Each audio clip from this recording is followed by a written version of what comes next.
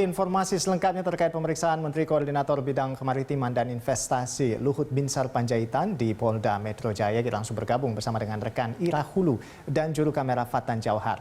Ya, Ira, tadi Anda mengatakan sudah ada statement dari Menko Marves Luhut Binsar Panjaitan terkait dengan dugaan pencemaran nama baik ini. Nah, seperti apa, Ira?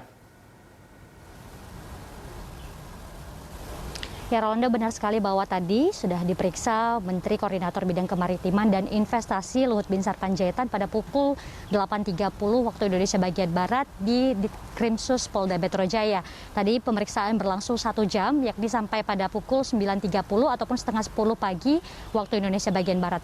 Tadi setelah diperiksa oleh pihak penyidik, ini pihak dari Luhut Binsar Panjaitan dalam hal ini adalah sebagai pelapor menyatakan bahwa kalau kejadian ini ataupun dugaan terkait dengan pencemaran nama baik dan juga berita bohong, ini menjadi pelajaran bagi masyarakat.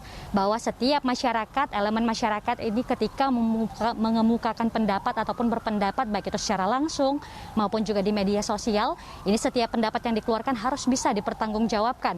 Kemudian juga ada pun poin lain yang disampaikan oleh Luhut Binsar Panjaitan adalah dia dengan tegas menolak bahwa ia tidak memiliki bisnis di Papua. Kemudian juga ia mengingatkan bahwa bukan hanya secara pidana, nantinya pihak yang dilaporkan ini dalam hal ini yang menjadi terlapor adalah Direktur Eksekutif Lokataru Haris Azhar, dan juga yang kedua adalah Koordinator Kontras Fathia Maulidiayanti, yang mana laporannya ini dibawa ataupun diserahkan kepada pihak Polda Metro Jaya pertanggal 22 September 2021 yang lalu.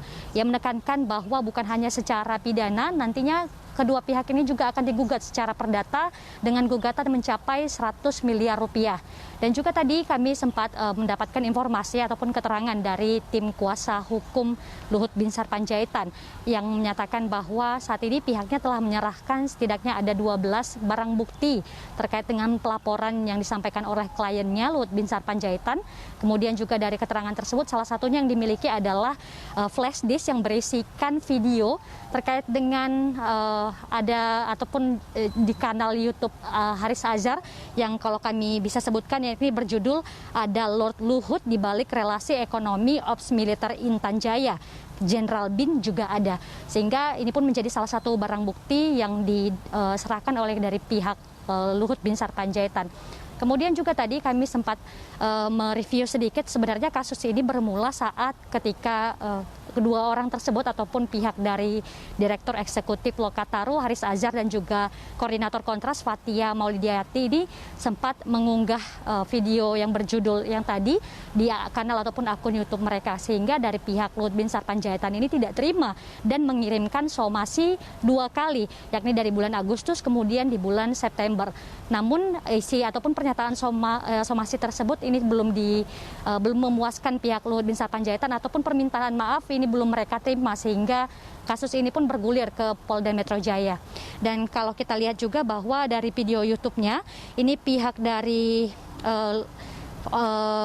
Haris Azhar dan juga Fathia Maulidiayanti sempat menyatakan bahwa hasil riset sejumlah organisasi seperti YLBHI, kemudian Walhi ini sempat mengutip ataupun bisnis para pejabat purnawirawan TNI Angkatan Darat di balik bisnis tambang emas atau rencana eksploitasi daerah Blok Wabu di Intan Jaya, Papua.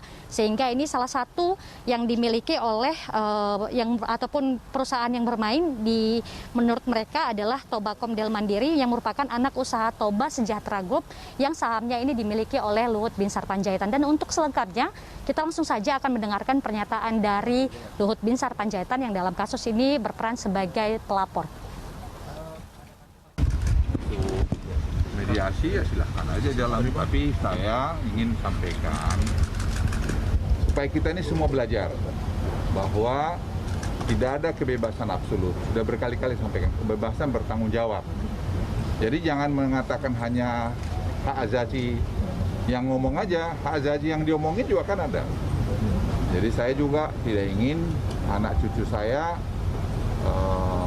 merasa bahwa saya sebagai orang tuanya, kakeknya membuat kecurangan di Papua yang saya tidak pernah lakukan. Jadi biarlah dibuktikan di pengadilan. Nanti kalau saya salah ya saya dihukum.